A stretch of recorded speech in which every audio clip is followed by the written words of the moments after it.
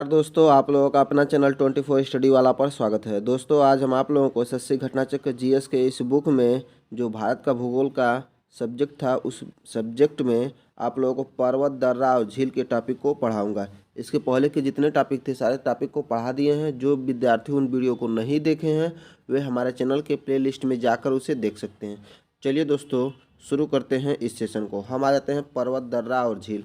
इस टॉपिक में जो पहला क्वेश्चन है वह है, नंदा देवी चोटी किस राज्य में स्थित है? तो किस राज्य में स्थित है? तो उत्तराखंड में। कहाँ पे स्थित है नंदा देवी चोटी?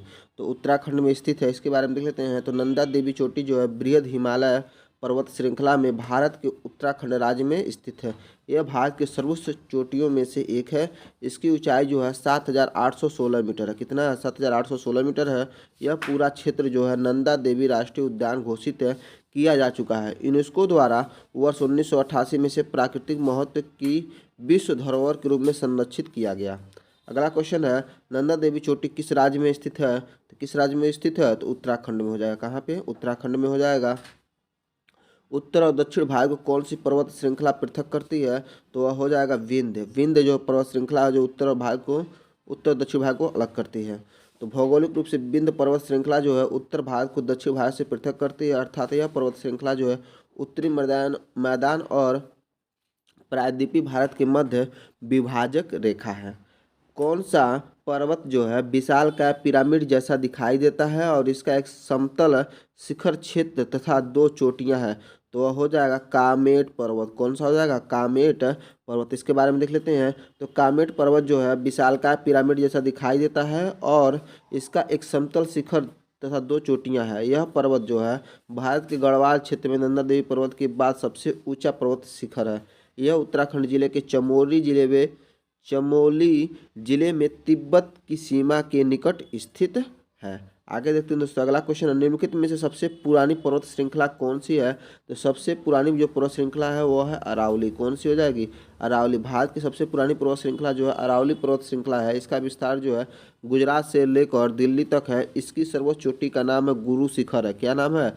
गुरु शिखर है। निम्नलिखित में से कौन सी पर्वत श्रृंखला जो है भारत में सबसे पुरानी है? तो कौन सी पर्वत श्रृंखला हो जाएगी? अरावली की पहाड़ियाँ। कौन हो जाएंगी? अरावली की पहाड़ियाँ जो है भारत में सबसे पुरानी है। गुरु शिखर निम्नलिखित पर्वत श्रृंखलाओं में से किसका सर्वोच्च शिखर है? तो किसका हो जाएगा? अरावली पर्वत श्रृंखला का। किसका हो जाएगा? अरावली पर्वत श्रृंखला का। गुरु शिखर पर्वत चोटी किस पर्वत श्रृंखला पर स्थित है? तो हो जाएगा अरावली पे। किस पे स्थित है? अरावली पे स्थित हो जाएगा। अगला क्वेश्चन है, माउंट एवरेस्ट पे चढ़ने वाली प्रथम छिन्न अंग वाली भारतीय महिला कौन थी? तो हो जाएंगी अरुणिमा सिन्हा। कौन हो जाएंगी? अरुणिमा सिन्हा जो है माउंट एवरेस्ट पे चढ़ने वाली प्रथम छिन्न अंग वाली, मतलब जिससे कि उनका पैर जो है वो कट है, मतलब थोड़ा सा विकलांग है। तो उस जो अगर इस तरह से भी क्वेश्चन पूछा था, प्रथम विकलांग भी पूछ सकता है, तो विकलांग वाली प्रथम महिला कौन हो जाएंगी? तो अरुणिमा सिन्हा हो जाएंगी। ठीक है, इस तरह से भी आप पढ़ सकते हैं। इसको क्वेश्चन को इस तरह से भी घुमा दिया जा सकता है। इनके बारे में देख लेते हैं अरुणिमा सिन्हा के। तो देखिए, भारतीय राष्ट्रीय स्तर की वॉलीबॉल खिलाड़ी अरुणिमा सिन्हा विश्व की पहली दिव्यांग यानी छिन्न अंग वाली, मतलब दिव्यांग कह सकते हैं, भारतीय महिला हैं जिन्होंने माउंट एवरेस्ट पर चढ़ाई पूरी की। इन्होंने मई 2013 में माउंट एवरेस्ट फतह की थी। आगे है माउंट जो पुनो निम्नलिखित में से किस राज्य में स्थित है? तो वह राज्य हो जाएगा सिक्किम। सिक्किम में माउंट जो पुनो स्थित है। माउंट जो पुनो सिक्किम के पश्चिम भाग में 5,603 मीटर की ऊंचाई पर स्थित है। यह भव्य शिखर जो है कंचनजंगा राष्ट्रीय उद्यान के नीचे स्थित है। अगला है माउंट आबू जो एक पर्वतीय स्थल है, कौन सी पर्वत श्रृंखला पर स्थित है? तो हो जाएगा अरावली पर्वत श्रृंखला पे। किस पे हो जाएगा? अरावली पे स्थित है।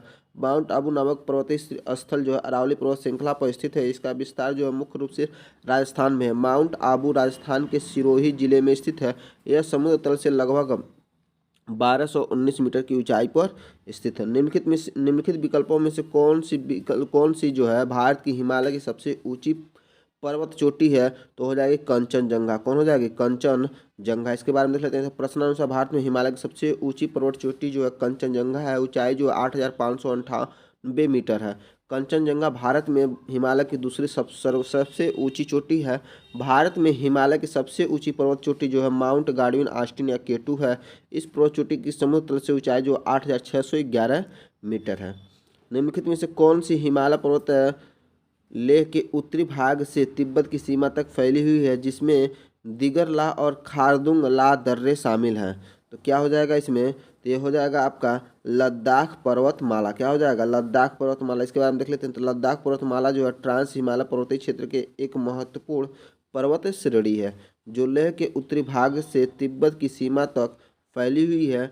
इस पर्वत श्रेणी में दिगर ला और खारदुंग ला दर्रे लेह के उत्तर पूर्व में पाए जाते हैं। अगला क्वेश्चन है, निम्नलिखित में से पूर्वी घाट की सबसे ऊंची चोटी है। तो सबसे ऊंची चोटी कौन सी हो जाएगी? महेंद्रगिरी। कौन हो जाएगी? महेंद्रगिरी हो जाएगी। दिए गए विकल्पों में पूर्वी घाट की सबसे ऊंची चोटी जो है महेंद्रगिरी हो जाएगी। कौन सी चोटी हो जाएगी? महेंद्रगिरी। लिपुलेख दर्रा जो है भारत के किस राज्य में स्थित है? तो यह है उत्तराखंड राज्य में। कहाँ पे स्थित है? उत्तराखंड राज्य में। लिपुलेख दर्रा जो है उत्तराखंड राज्य के पिथौरागढ़ जिले में स्थित है। इस दर्रे का उपयोग कैलाश मानसरोवर यात्रा के लिए भी किया जाता है। अगला क्वेश्चन है, उस दर्रे का नाम बताइए जिसे उत्तराखंड में तीर्थ यात्रियों द्वारा कैलाश मानसरोवर यात्रा के लिए प्रयोग किया जाता है। तो दर्रे का नाम है लीपू लेक। कौन सा दर्रा हो जाएगा? लीपू लेक हो जाएगा।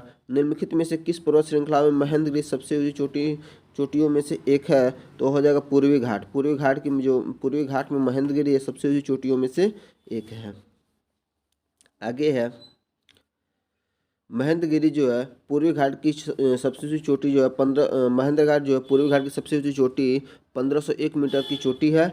जयंतिया और गारो खासी जो है पहाड़ियाँ जो है मेघालय राज्य में स्थित है। अरावली पर्वतमाला का विस्तार जो है गुजरात, राजस्थान और हरियाणा एवं दिल्ली तक है, जो कि अवशिष्ट पर्वत का उदाहरण है। अगला क्वेश्चन है आपका, निम्न में से कौन सा पर्वतीय दर्रा जो उत्तराखंड राज्य में स्थित है? तो कौन सा पर्वतीय दर्रा हो जाएगा? तो मांगसा धुर्रा दर्रा। कौन सा हो जाएगा? मांगसा धुर्रा दर्रा जो है उत्तराखंड राज्य में स्थित है। मांगसा धुर्रा दर्रा जो उत्तराखंड राज्य में स्थित है, जबकि बोमिडा ला दर्रा जो है अरुणाचल प्रदेश में, नाथुला दर्रा जो है सिक्किम में और बड़ा लाचला दर्रा जो है हिमाचल प्रदेश में स्थित है। निम्न में से कौन सा पठार जो भारत में स्थित नहीं है? तो कौन सा पठार जो भारत में स्थित नहीं है? तो इसमें देखिए मैकाल है, मालवा है, बुंदेलखंड, छोटा नागपुर, ये चारों के चारों जो पठार हैं सारे के सारे भारत में स्थित, इसलिए इसमें स्टार लगा गया ऑप्शन में। देखिए ऑप्शन में भी यही दिया कि सभी पठार कहाँ पे हैं? भारत में स्थित हैं।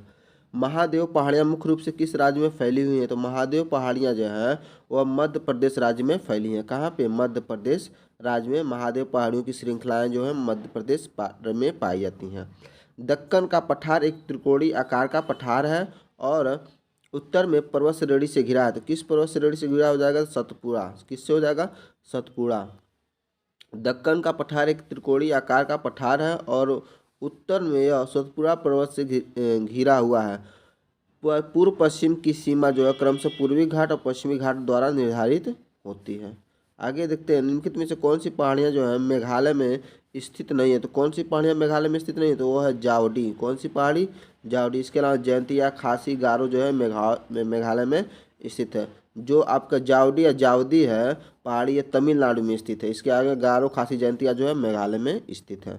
नाथुला दर्रा में स्थित है। तो नाथुला दर्रा कहाँ पे स्थित है? तो इंडिया में स्थित है। कहाँ पे हो जाएगा? नाथुला दर्रा इंडिया में। नाथुला दर्रा जो है इंडिया के सिक्किम राज्य में स्थित है। सिक्किम की राजधानी गंगटोक से लगभग 55 किलोमीटर पूर्व में स्थित है। नाथुला दर्रा चीनी क्षेत्र में तिब्बत पठार की चुंबी घाटी में खुलता है। यह दर्रा भारत और चीन के मध्य व्यापार का प्रमुख मार्ग है।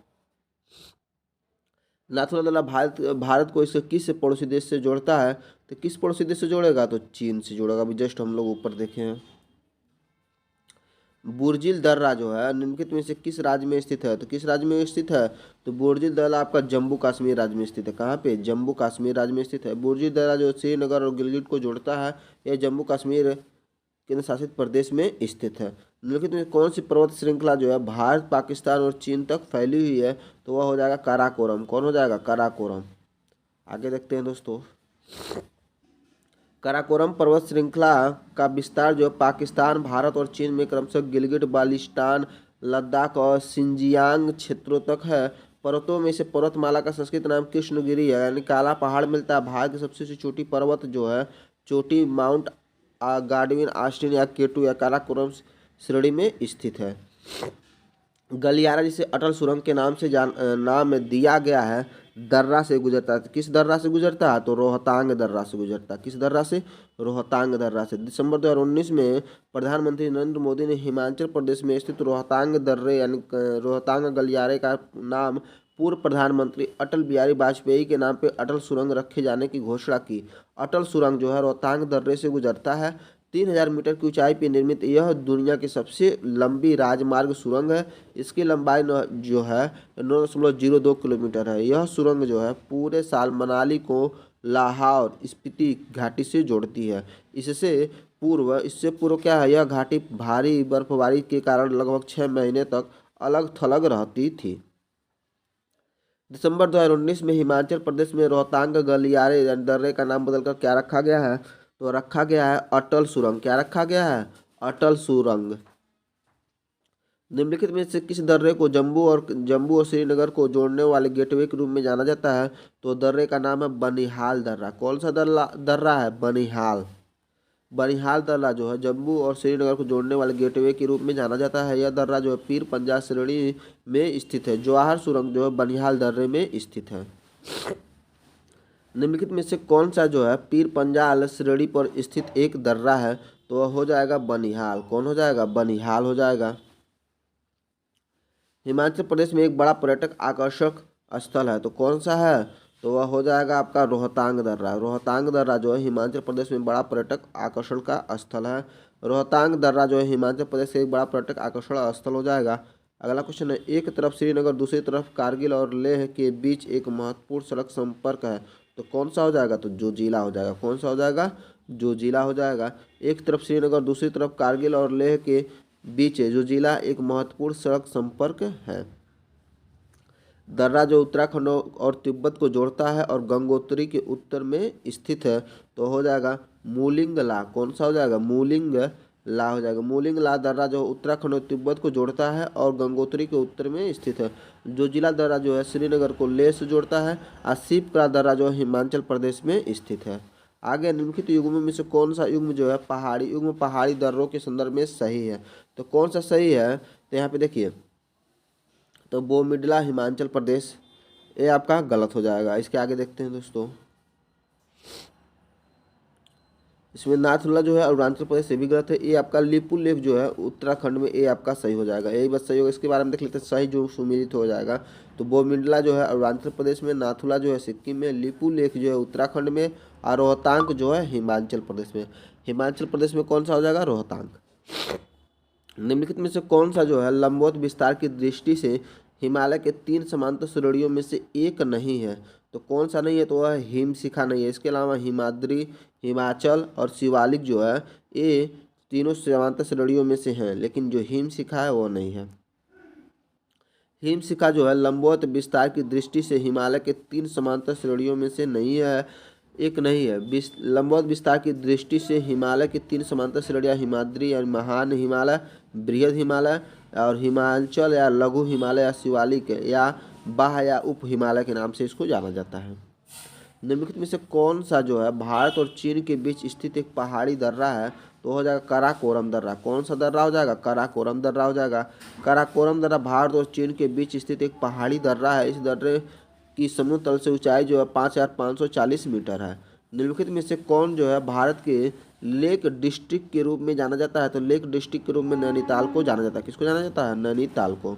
उत्तराखंड राज्य में स्थित नैनीताल को भारत के लेक डिस्ट्रिक्ट के रूप में जाना जाता है, जहां नैनीताल के अतिरिक्त कई अन्य झीलें पाई जाती हैं। यह एक प्रसिद्ध पर्यटक स्थल है।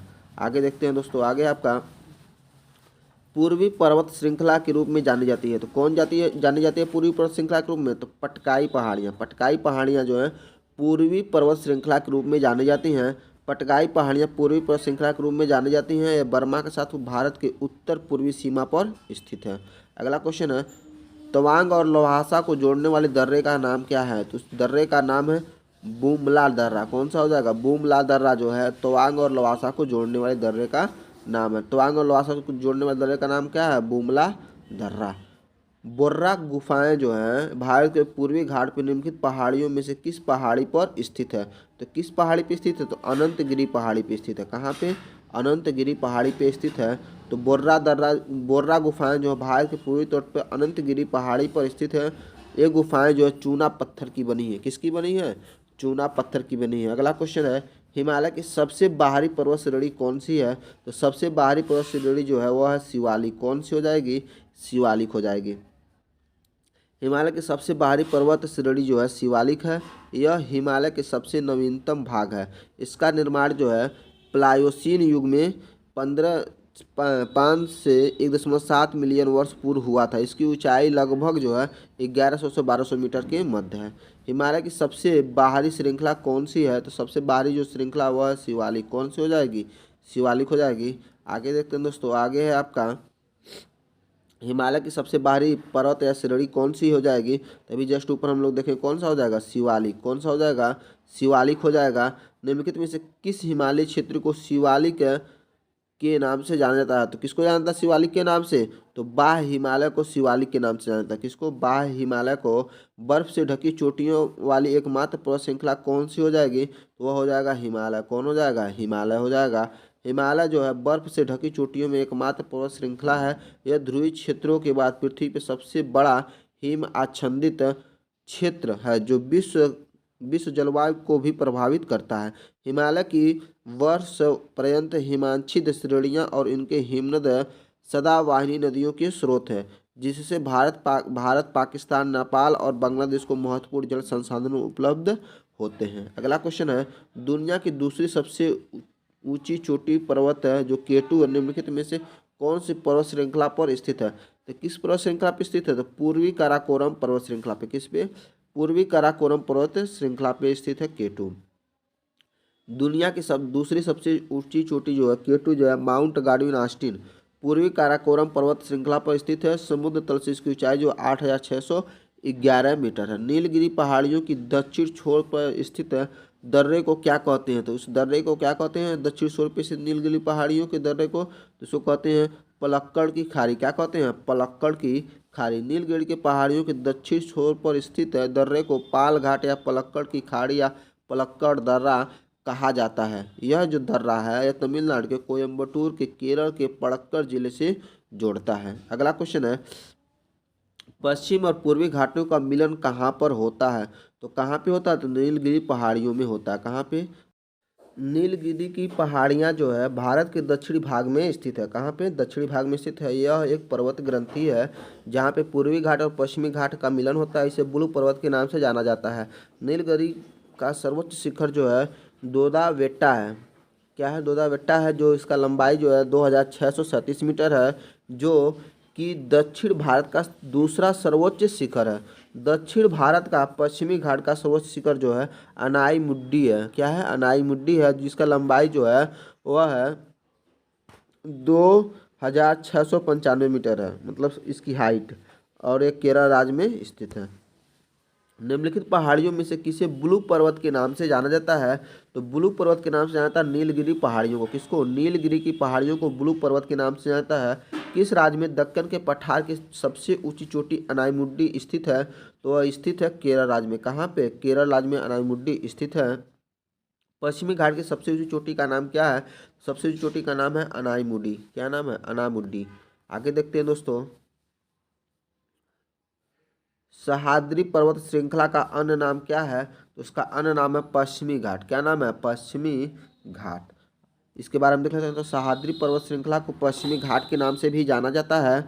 पश्चिमी घाट का विस्तार जो है यह ताप्ती नदी के मुहाने यानी गुजरात से लेकर कन्याकुमारी अंतरद्वीप तक 1500 किलोमीटर लंबे क्षेत्र में फैली हुई है। कितने में? लंबे क्षेत्र में 1500 किलोमीटर लंबे क्षेत्र में फैली हुई है। सह्याद्री पर्वत भारत के से लेकर सुदूर दक्षिण भाग कन्याकुमारी तक फैली हुई है। तो कहाँ से कहाँ तक लेकर? तो गुजरात से लेकर सुदूर दक्षिणी भाग तक फैली हुई है। तो गुजरात हो जाएगा इसमें। धूपगढ़ चोटी जो है भारत के किस राज्य में स्थित है? तो किस राज्य में स्थित हो जाएगी? तो मध्य प्रदेश राज्य में स्थित है धूपगढ़ चोटी। धूपगढ़ चोटी जो है ऊंचाई जो है 1350 मीटर, मध्य प्रदेश में महादेव पहाड़ियों में स्थित है। यह सतपुरा पर्वतमाला का सबसे ऊंचा स्थान है। पंचमढ़ी हिल स्टेशन इसके शिखर के निकट स्थित है। भारत के किस राज्य में गारो खासी पर्वत श्रेणी स्थित है? तो वह स्थित है आपका मेघालय में। कहाँ पे हो जाएगा? मेघालय में। तो भारत के मेघालय राज्य में गारो खासी जयंतिया पर्वत श्रेणी स्थित है। निम्नलिखित में से कौन सी पहाड़ियाँ जो है भारतीय प्रायद्वीपीय पठार में नहीं पाई जाती हैं? तो वह है लुसाई की पहाड़ियाँ। क्या हो जाएगी? लुसाई की पहाड़ी हो जाएगी। लुसाई पहाड़ियाँ जो भारतीय प्रायद्वीपीय पठार में नहीं पाई जाती हैं, यह भारत के त्रिपुरा और मिजोरम राज्यों में स्थित है। पटकाई पहाड़ियों की एक उप श्रृंखला है। अन्य तीनों पहाड़ियाँ जो है भारतीय प्रायद्वीपीय पठार में अवस्थित हैं। आगे देखते हैं दोस्तों। आगे आपका महाराष्ट्र की सबसे ऊंची चोटी पर्वत चोटी निम्नलिखित में से कौन सी है? तो वह हो जाएगी कलसुबाई की। क्या हो जाएगी? कलसुबाई। कलसुबाई शिखर जो है यह महाराष्ट्र की सबसे ऊंची पर्वत चोटी का नाम है। महाराष्ट्र की सबसे ऊंची चोटी जो है कलसुबाई शिखर है, जिसकी ऊंचाई जो 1646 मीटर है और यह शिखर जो है पश्चिमी घाट में स्थित है। अगला क्वेश्चन है, पटकाई बूम पहाड़ियाँ भारत के किस राज्य में स्थित हैं? तो राज्य हो जाएगा भारत के पूर्वी भाग में। कहाँ पे? भारत के पूर्वी भाग में पटकाई बूम पहाड़ियाँ स्थित है। पटकाई बूम पहाड़ियाँ भारत के पूर्वी भाग में स्थित है। पटकाई पहाड़ियाँ जो है म्यांमार के साथ भारत की उत्तर पूर्वी सीमा पर स्थित है। पटकाई श्रृंखला 3 पहाड़ियाँ पटकाई बूम, गारो खासी जयंतिया और लूसा शामिल है।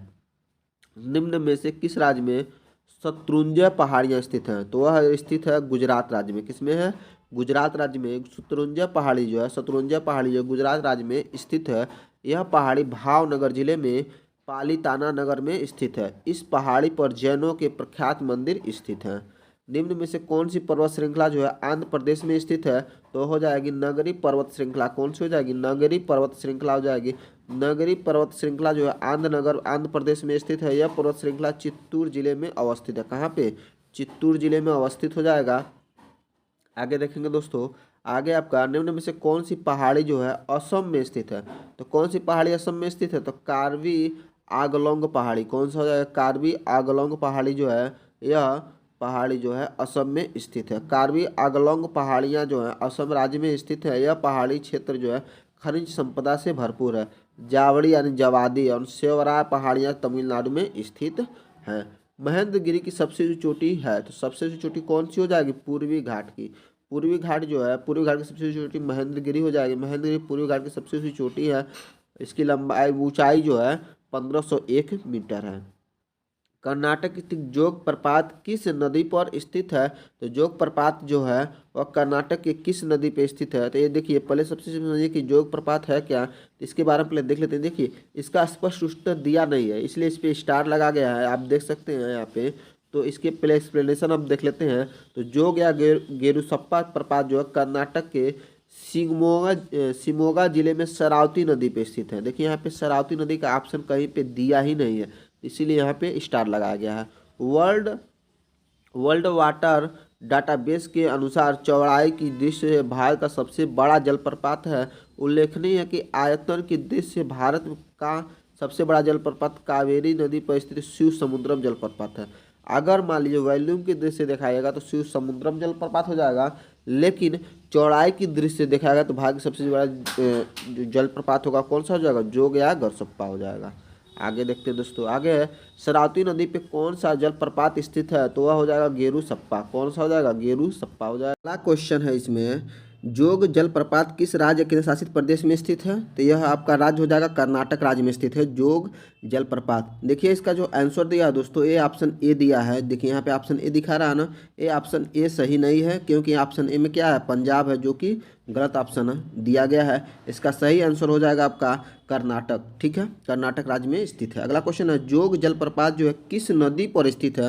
तो नदी पूछी गई है, तो नदी का नाम है शरावती नदी। कौन सी नदी है? शरावती नदी है।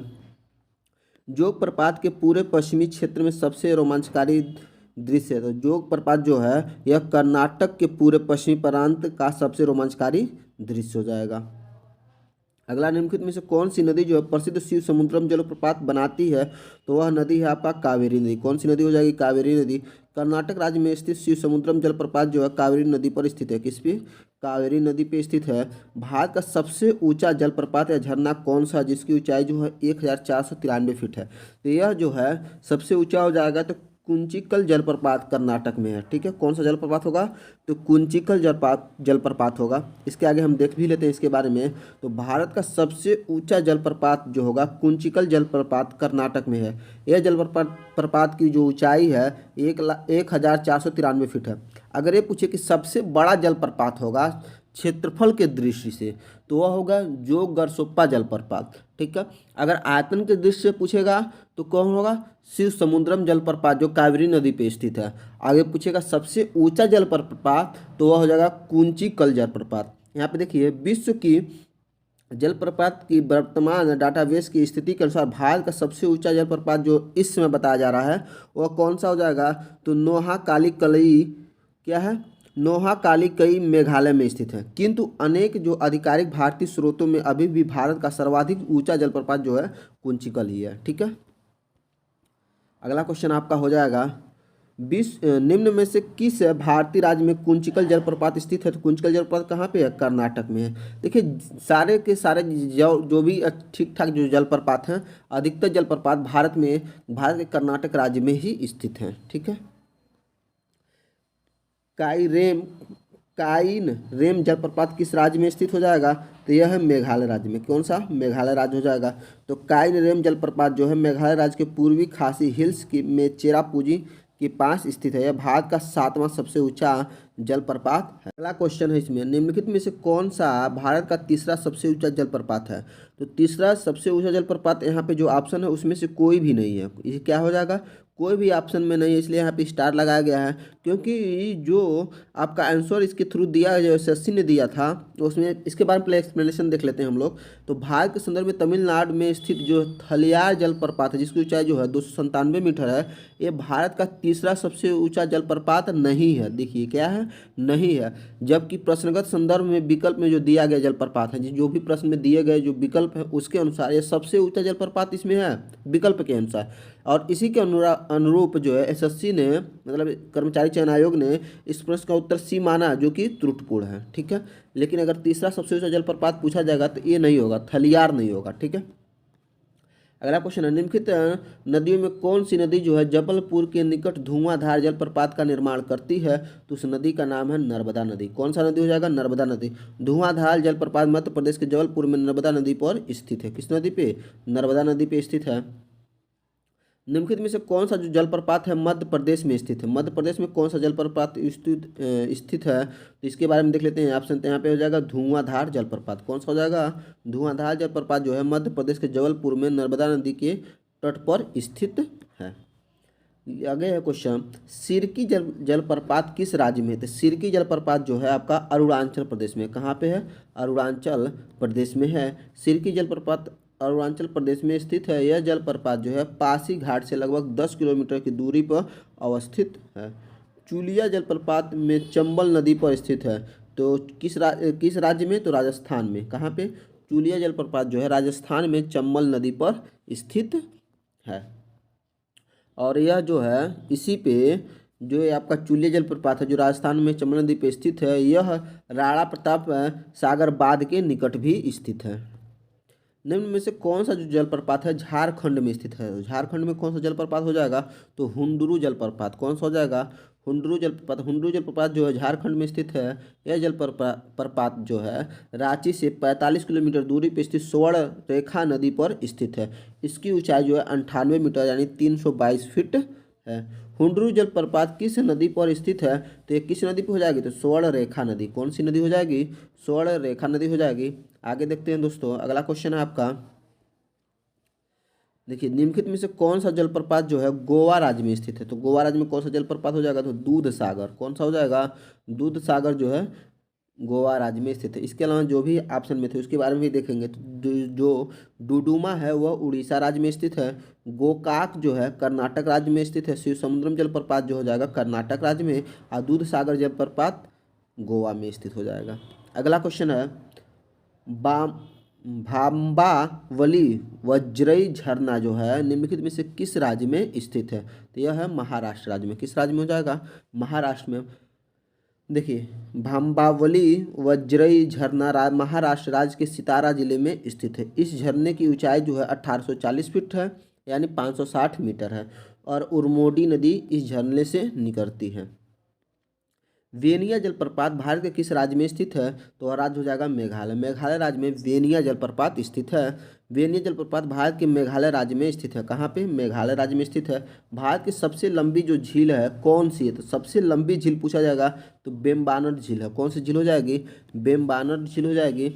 प्रश्नानुसार जो है दिए गए विकल्पों में जो है बेम्बानर जो केरल में है इसकी लंबाई सर्वाधिक है, मतलब कितना? 83.7 किलोमीटर है, 72 किलोमीटर। यह भारत की सबसे लंबी झील है। जबकि कोल्लूरू झील आंध्र प्रदेश में ताजे पानी की यानी ताजे जल की झील है। पुलिकट झील जो है तमिलनाडु और आंध्र प्रदेश की सीमा पर है, एक लैगून झील है। और पोगोंग झील जो है 4350 मीटर की ऊंचाई पर लद्दाख में स्थित है। अगला क्वेश्चन है कौन सी भारतीय झील जो है भारत के लैगून झील के रूप में प्रसिद्ध है? तो कौन सी भारतीय झील हो जाएगी? तो हो जाएगी चिल्का झील। कौन सी झील हो जाएगी? चिल्का झील हो जाएगी। चिल्का झील भारत के ओडिशा राज्य में महानदी के मुहाने पर स्थित है, खारे पानी की लैगून झील है। इसकी अधिकतम लंबाई जो है 65 किलोमीटर और चौड़ाई जो है 8 से 20 किलोमीटर है। सांभर झील के बारे में निम्नलिखित में से कौन सा कथन सही है? तो सांभर झील के बारे में देखेंगे तो सबसे जो स्पष्ट कथन है वो आपका हो जाएगा यह भारत का एक सबसे बड़ी अंतःस्थलीय खारे पानी की झील है। यही आपका ऑप्शन सही हो जाएगा। सांभर झील जो है राजस्थान में स्थित है जो भारत की सबसे बड़ी अंतःस्थलीय खारे पानी की झील है। अतः विकल्प ए जो है सही उत्तर हो जाएगा। नवंबर 2019 में यहाँ मात्र 10 दिन में छोटे बड़े 18,000 पक्षियों का रहस्यमय मृत्यु हो गई थी। कब? 2019 में। विशेषज्ञों के अनुसार इस पक्षियों का मौत का कारण उसमें बैक्टीरिया के कारण होने वाली बीमारी जो है एवियन बाटुलिज्म है। कौन सा है? एवियन बाटुलिज्म है। अनसुपा झील स्थित है। तो अनसुपा झील जो है उड़ीसा राज्य में स्थित है। कहाँ पे? उड़ीसा राज्य में अनसुपा झील स्थित है। अनसुपा झील जो है भारत के उड़ीसा राज्य में स्थित है। यह एक ताजे पानी की झील है जिसका आकार घोड़े के नाल के जैसा है। यह झील जो है सर्दियों के मौसम में प्रवासी पक्षियों के लिए आश्रय स्थल बन जाती है। विश्व प्रसिद्ध चिल्का झील जो है उड़ीसा राज्य में स्थित है। अंचार झील निम्न में से किस राज्य में स्थित है? तो अंचार झील जो है किस राज्य में स्थित हो जाएगी? तो इसके बारे में देख लेते हैं। तो अंचार झील जो है आपका जम्मू कश्मीर राज्य में स्थित है। कहाँ पे? जम्मू कश्मीर राज्य में स्थित हो जाएगा। कोल्लूरू झील निम्न में से किस राज्य में स्थित है? तो कोल्लूरू झील जो है आंध्र प्रदेश राज्य में स्थित है। कहाँ पे? आंध्र प्रदेश राज्य में। कोल्लूरू झील जो है आंध्र प्रदेश राज्य में स्थित है। यह देश की सबसे बड़ी ताजे पानी की झीलों में से एक है। यह कृष्णा और गोदावरी नदी के डेल्टा के मध्य स्थित एक रामसर स्थल है। कोल्लूरू झील किस राज्य में स्थित है? तो कोल्लूरू झील कहाँ पे स्थित है? तो आंध्र प्रदेश में। कोल्लूरू आंध्र प्रदेश में। इसके बाद देखिएगा सूर्यधार झील निम्न में से किस राज्य में स्थित है? सूर्यधार जो झील है वह उत्तराखंड राज्य में स्थित है। कहाँ पे? उत्तराखंड राज्य में स्थित है। सूर्याधार झील या सूर्यधार झील जो है उत्तराखंड राज्य में स्थित है। नवंबर 2020 में उत्तराखंड की तत्कालीन मुख्यमंत्री त्रिवेंद्र सिंह रावत ने देहरादून के डोईवाला में एक झील का लोकार्पण किया था। यह झील जो है 550 मीटर लंबी, 28 मीटर चौड़ी, 10 मीटर गहरी है। इस झील की क्षमता जो है 77,000 क्यूबिक मीटर है। कितना? 77,000 cubic metre. Sambhar salt lake निम्न में से किस राज्य में स्थित है? तो वह राज्य हो जाएगा राजस्थान। कौन सा राज्य हो जाएगा? राजस्थान हो जाएगा। सांबर साल्ट लेक जो है राजस्थान राज्य में स्थित है। यह जयपुर शहर के निकट स्थित है। अगला क्वेश्चन है निम्नलिखित में से कौन सी जो है खारे पानी की एक झील है? तो वह हो जाएगी पोगोंग त्सो। कौन सा हो जाएगा? पोगोंग त्सो हो जाएगा। पोगोंग त्सो जो है एक खारे पानी की एक झील है जो यह झील भारत चीन सीमा क्षेत्र में स्थित है। यह झील 4,350 मीटर की ऊंचाई पर स्थित है। विश्व की दूसरी ऊंची खारे पानी की झील है। लगभग 160 किलोमीटर लंबी यह झील जो है लद्दाख से तिब्बत तक फैली हुई है। कहाँ से? लद्दाख से तिब्बत तक फैली हुई है। अगला क्वेश्चन है निम्नलिखित में से किस राज्य में लोकाटक झील स्थित है? तो लोकाटक झील जो है किस राज्य में स्थित हो जाएगा? तो मणिपुर में। कहाँ पे? मणिपुर में। लोकाटक झील जो है मणिपुर राज्य में ताजे पानी की एक झील है। यह मीठे पानी की पूर्वोत्तर भारत की सबसे बड़ी झील है। इस झील में केबुल लाम जाओ नामक राष्ट्रीय पार्क भी स्थित है। रेणुका झील किस राज्य में स्थित है? तो रेणुका झील जो है वह हिमाचल प्रदेश में है। कहाँ पे है? हिमाचल प्रदेश में। रेणुका झील जो हिमाचल प्रदेश के सिरमौर जिले में स्थित है। यह झील समुद्र तल से 672 मीटर की ऊंचाई पर स्थित है। निम्नलिखित में से किस राज्य में सांभर झील स्थित है? तो सांभर झील आपका राजस्थान राज्य में स्थित है। कहाँ पे? राजस्थान में। सांभर झील राजस्थान के जयपुर में स्थित। इसे वर्ष 1990 में रामसर कन्वेंशन के तहत अंतर्राष्ट्रीय महत्व की एक आर्द्र भूमि घोषित की गई थी। निम्नलिखित में से कौन सी आर्द्र भूमि केरल में स्थित है? तो केरल में कौन सी आर्द्र भूमि स्थित है? तो है सस्तामकोट्टा झील। कौन सा हो जाएगा? सास्तामकोट्टा झील जो है यह आर्द्र भूमि जो है केरल राज्य में स्थित है। सस्तामकोट्टा झील जो केरल में स्थित आर्द्र भूमि है, जबकि होकोरा कौन सा है? होकेरा आर्द्र भूमि जो है जम्मू कश्मीर में, सैंडी पक्षी अभयारण्य उत्तर प्रदेश में और नंदूर मद महेश्वर महाराष्ट्र में स्थित आर्द्र भूमि स्थल है। तमोंग तसोंगमो जो है क्या? तसोमगो झील जो है, तसोमगो झील किस भारतीय राज्य में स्थित है? तो यह सिक्किम राज्य में। कहाँ पे हो जाएगा? सिक्किम राज्य में स्थित हो जाएगा। तो तसोंगमो झील जो है या इसे तसोमगो झील भी कहते हैं, यह भारतीय राज्य के सिक्किम में स्थित है। यह झील समुद्र तल से 3753 मीटर की ऊंचाई पर स्थित है। प्रसिद्ध नाथुला पास के मार्ग में पड़ने वाली यह झील जो है गंगटोक से लगभग 40 किलोमीटर दूरी पर अवस्थित है। इसे चांगू झील के नाम से भी जाना जाता है। किस झील के नाम से? चांगू झील के नाम से। पोकोंड झील निम्नलिखित में से किस भारतीय राज्य में स्थित है? तो राज्य हो जाएगा केरल। कौन सा राज्य हो जाएगा? केरल राज्य हो जाएगा। पोकोंड जो है जिसे पुकड़े झील एक प्राकृतिक मीठे पानी की झील है जो केरल राज्य के वायनाड जिले में समुद्र तल से 770 मीटर की ऊंचाई पर स्थित है। यह केरल में सबसे अधिक ऊंचाई पर स्थित है मीठे पानी की झील है। इस झील से पनामारम नदी निकलती है। कौन सी नदी? पनामारम नदी निकलती है। वह पठार कौन सा है जिसमें पश्चिम और पूर्व दोनों ओर से बहने वाली जल निकास प्रणाली है?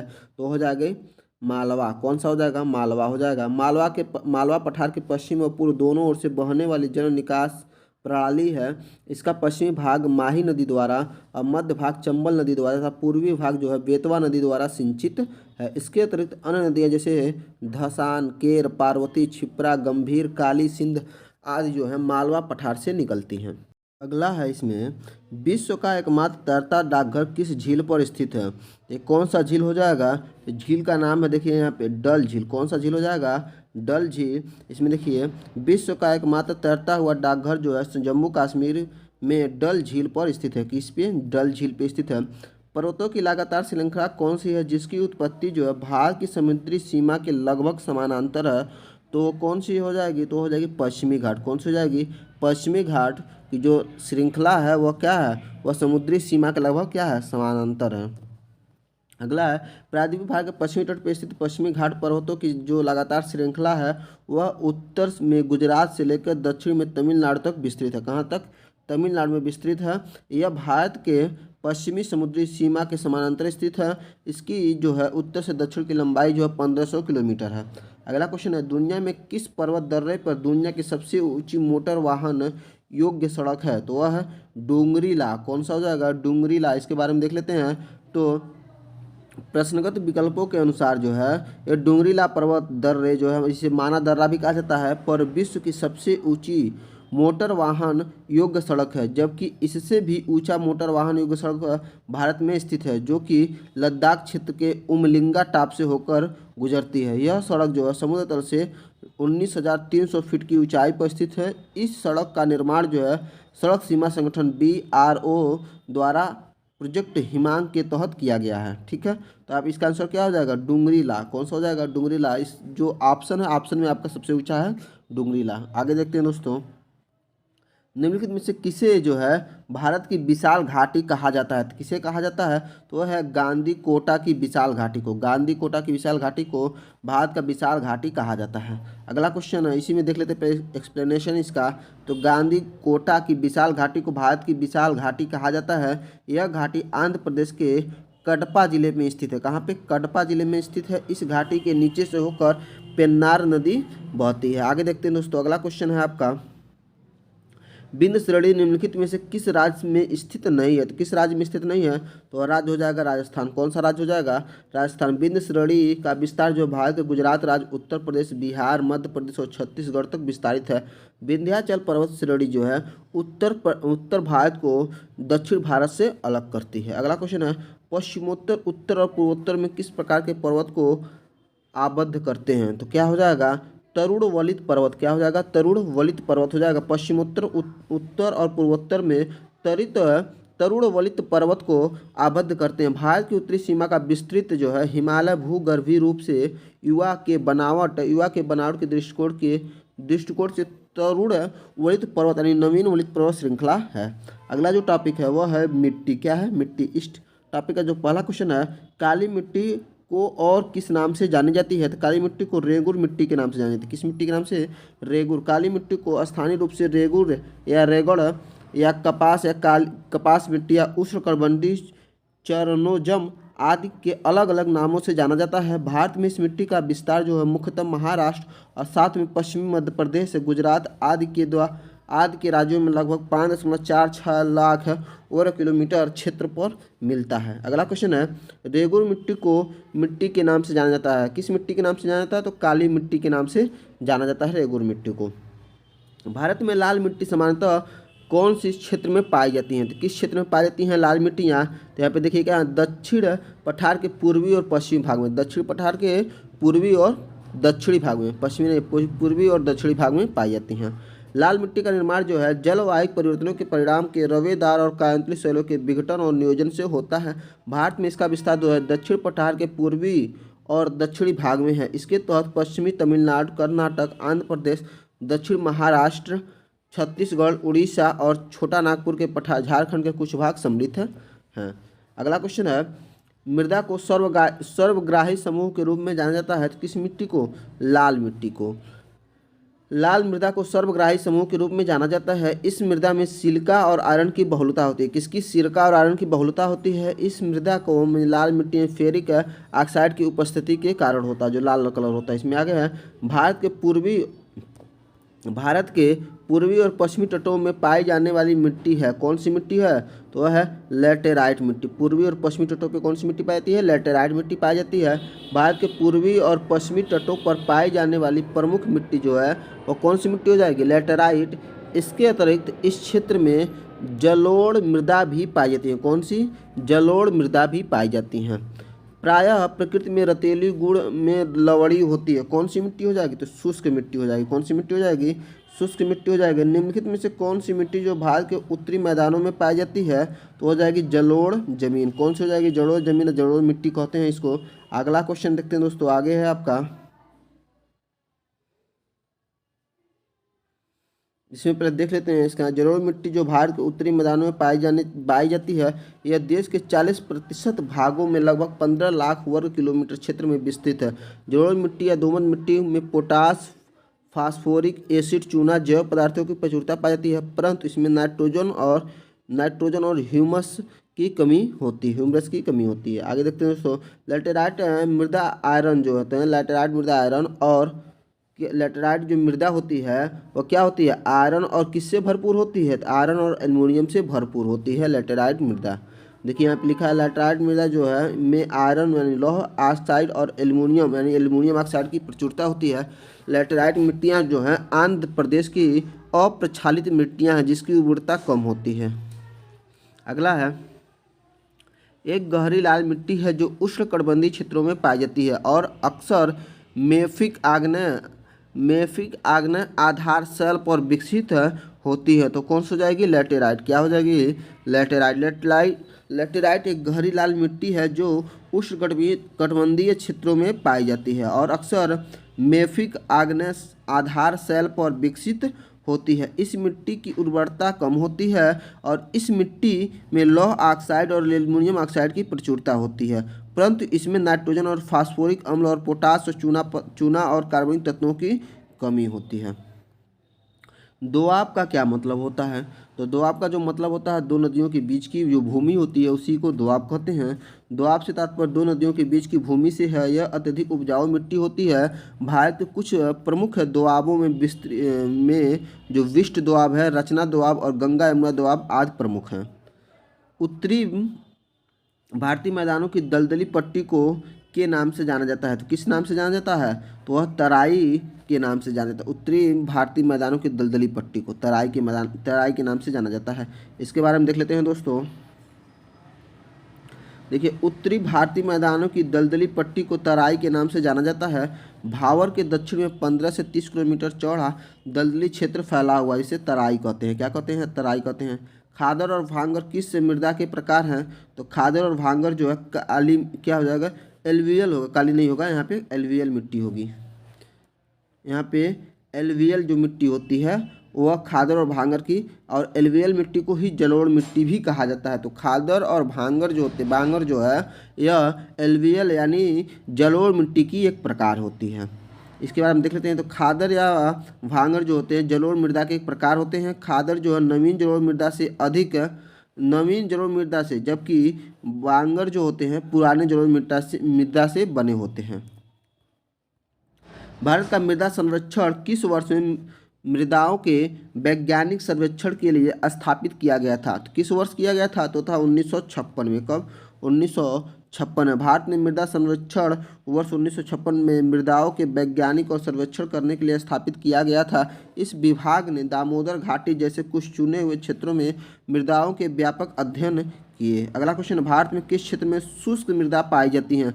तो वह है राजस्थान में। राजस्थान में शुष्क मृदा पाई जाती हैं। दिए गए विकल्पों में राजस्थान में शुष्क मृदा पाई जाती हैं। गंगा के मैदान में जलोढ़ मृदा और छोटा नागपुर पठार में मुख्यतः लाल मृदा पाई जाती हैं। अगला क्वेश्चन, उपजाऊ जलोढ़ मिट्टी जो होती है का उत्पादन करने के लिए सबसे उपयुक्त है? किसका उत्पादन करने के लिए? तो चावल का उत्पादन करने के लिए। जो उपजाऊ जलोढ़ मिट्टी होती है चावल का उत्पादन करने के लिए उपयुक्त होती है। उपजाऊ जलोढ़ मिट्टी जो होती है चावल का उत्पादन करने के लिए सबसे उपयुक्त है। यह भारत की सबसे उपजाऊ मिट्टी होती है। इसमें नाइट्रोजन की मात्रा कम होती है। जलोढ़ मिट्टी मूलतः जो होते हैं हिमालय के निक्षेपों से बने होते हैं। ग्लेशियर क्ले यानी ग्लेशियर मृदा और हिमोड़ के साथ सन्निहित सामग्रियों के मोटे जमाव को कहा जाता है। तो क्या कहा जाता है ऐसे जमाव को? तो ऐसे जमाव को कहा जाता है, देखिए यहाँ पे करेवा। क्या कहता है? करेवा का था अभिनूत युग्म के सरोवीय निक्षेप है। इसमें बालू, मिट्टी, मृतिका यानी दोमट, गाद और गुलास में विद्यमान है। करेवा जो मिट्टी होती है काश्मीर और भद्रावा की घाटियों में पाई जाती है। इसमें मुख्यतः जो होती है केसर की खेती की जाती है। तो आंसर क्या हो जाएगा? करेवा मिट्टी। अगला क्वेश्चन है, मृदा के किस हिस्से में खनिज पदार्थ यानी पोषक तत्वों और जल के साथ कार्बनिक पदार्थ समन्विष्ट होते हैं? तो हो जाएगा संस्तर ए, मतलब होरिजन ए में। ठीक है, इसके बारे में देख लेते हैं। तो अधिकांश मिट्टी में 3 प्रकार के संस्तर यानी ए, बी, सी होते हैं। संस्तर है जिसमें टॉप सॉइल भी कहते हैं। इसको क्या कहते हैं? जिसे टॉप सॉइल कहते हैं ए को। और इस स्तर में खनिज पदार्थ, पोषक तत्वों और जल के साथ कार्बनिक पदार्थ की समाविष्ट होते हैं। अगला, निम्न में से कौन सी जो मृदा है भारी वर्षा और उच्च आर्द्रता वाले क्षेत्रों में पाई जाती है? तो उस मिट्टी का नाम है दलदली मृदा। क्या नाम है? दलदली मृदा। दलदली मृदा भारी वर्षा और उच्च आर्द्रता वाले क्षेत्रों में पाई जाती है। इस मृदा में ह्यूमरस की मात्रा लगभग 40 से 50% तक पाई जाती है। दलदली मृदा जो होती है सुंदरवन और उड़ीसा के तट पर पाई जाती है। काजू उगाने के लिए किस प्रकार की मृदा यानी सबसे उपयुक्त होती है? तो वह हो जाएगी लाल लैटेराइट मिट्टी। क्या हो जाएगी? लाल लैटेराइट मिट्टी। काजू उगाने के लिए लाल लैटेराइट मृदा जो होती है सबसे उपयुक्त होती है। आगे देखते हैं दोस्तों। आगे आपका निम्न में से कौन सा जो कारक है मृदा निर्माण के लिए, कौन सा जो कारक होगा और मृदा निर्माण के लिए उत्तरदायी नहीं है? तो कौन सा कारक हो जाएगा? तो हो जाएगा मवेशी चराई। मवेशी चराई जो होते हैं और मृदा निर्माण के लिए उत्तरदायी नहीं होते। इसके बारे में देख लेते हैं। तो मृदा के निर्माण के लिए जलवायु, मूल सामग्री, शैल, चट्टान, स्थलाकृत, बायोपिक एजेंट और कालावधि उत्तरदायी कारक होते हैं। मवेशी चराई जो होते हैं मृदा निर्माण के लिए उत्तरदायी नहीं है। अगला क्वेश्चन देखते हैं। निम्न में से कौन सा जो कथन है जलोढ़ मृदा के बारे में सही नहीं है? तो कौन सा सही नहीं है? तो जलोढ़ मृदा जो होती है हिमालयी क्षेत्र में पाए जाते हैं, यही आपका सही नहीं है। इसके अलावा महानदी, गोदावरी और गंगा के डेल्टा जो होते हैं जलोढ़ मृदा से बने हैं। मैदान जो है जलोढ़ मृदा से बने हैं। पुराने जलोढ़ को बांगर और नए जलोढ़ को खादर कहते हैं। तो यानी तीनों आपका सही है, चौथा वाला आपका गलत हो जाएगा। अगला क्वेश्चन है आपका, जलोढ़ मृदा पंजाब से असम तक के विशाल मैदानों के साथ साथ नर्मदा, ताप्ती, महानदी, गोदावरी, कृष्णा और कावेरी घाटियों में फैली है। जलोढ़ मृदा जो होती है भारत के सर्वाधिक क्षेत्र पर फैली है। यह देश के लगभग 15 लाख वर्ग किलोमीटर, लगभग 40% क्षेत्र पर विस्तारित है। अगला क्वेश्चन है आपका, कौन सी मृदा जो है उत्तरी मैदानों और नदी घाटियों में फैली हुई है और भारत के कुल क्षेत्रफल का लगभग 40% क्षेत्र घेरे हुई है? तो ये हो जाएगी जलोढ़ मृदा। कौन सी हो जाएगी मृदा? हो जाएगी जलोढ़ मृदा हो जाएगी। जलोढ़ मृदाएं जो होती हैं उत्तरी मैदान और नदी घाटियों के विस्तृत भागों में पाई जाती हैं। ये मृदाएं देश के कुल क्षेत्रफल के लगभग 40% भाग को घेरे हुए हैं। ये निक्षेपण मृदाएं हैं जिन्हें नदियों और सरिताओं ने वाहित और निक्षेपित किया है। जलोढ़ जो होते हैं, जो मृदाएं जो होती हैं, मृदाओं का गठन जो बलुई, दोमट या चिकनी मिट्टी की प्रकृति के पर पाई जाती है। सामान्यतः इसमें पोटास की मात्रा अधिक और फास्फोरस की मात्रा कम पाई जाती है। अगला क्वेश्चन है, जलोढ़ मृदाएं जो होती हैं भारत के कुल क्षेत्रफल का लगभग प्रतिशत पे फैली हैं। कितने प्रतिशत पे? 40% भूमि पर फैली हुई हैं। भारत में उत्तरी मैदान में पूरी तरह से किस मिट्टी से निर्मित है? तो उत्तरी मैदान जो है जलोढ़ मिट्टी से निर्मित है। किस तरह से? जलोढ़ मिट्टी हो जाएगा।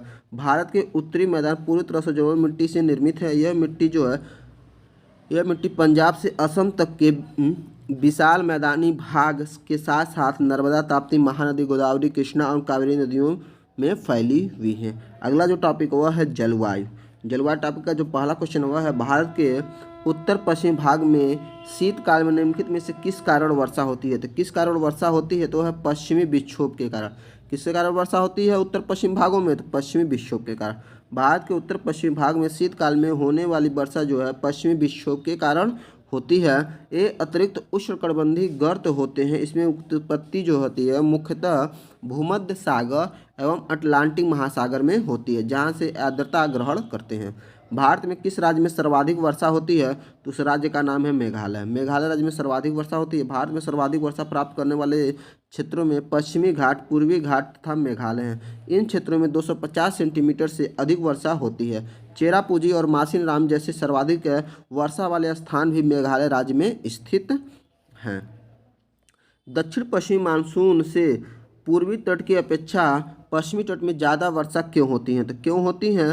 तो ये वर्षा होती है पश्चिमी घाट जो होती है हवा को रोक सकती है, जिससे बारिश होती है। इसी की वजह से जो पूर्वी तट की अपेक्षा पश्चिमी तट पे वर्षा ज़्यादा होती है।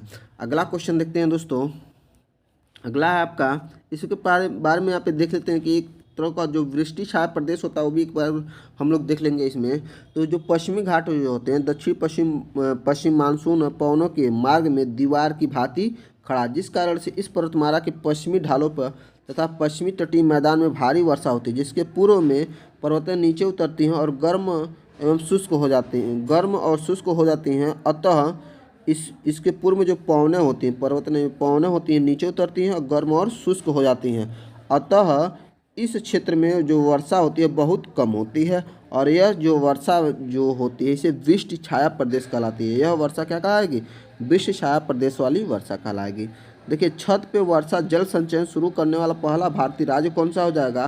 तो इस राज्य का नाम है तमिलनाडु। कौन सा राज्य हो जाएगा? तमिलनाडु।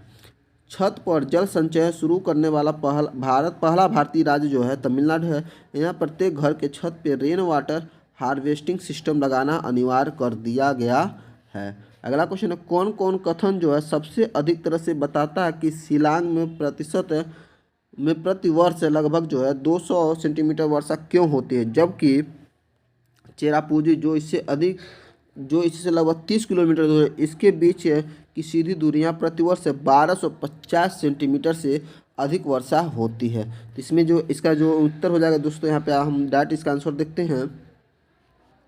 तो यहाँ पे जो आंसर आपका ये है कि चेरापूंजी जो है खासी पहाड़ियों की हवा बहने की दिशा की ओर स्थित है और मानसून की बंगाल की खाड़ी से वर्षा प्राप्त करता है, जबकि शिलांग जो है खासी पहाड़ियों के किनारे पर स्थित है जो वर्षा आच्छादन क्षेत्र उत्पन्न करता है। इसी की वजह से इसमें एक्सप्लेनेशन देख लेते हैं इसका।